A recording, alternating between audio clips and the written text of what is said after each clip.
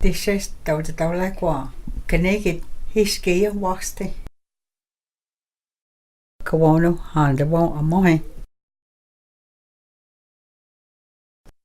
Kanigid, Kawonu, Kanigid, undawosdi,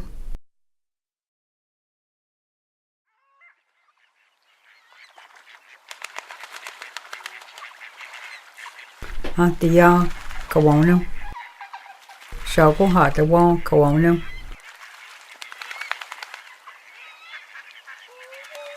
Nudale, Kawonu, galuhgi, Taliha, Kawonu, andawo,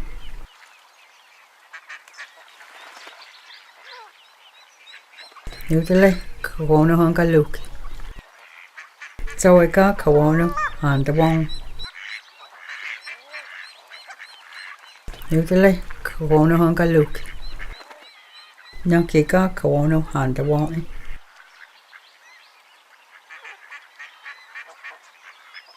Hisgi, Kawonu, andawoi,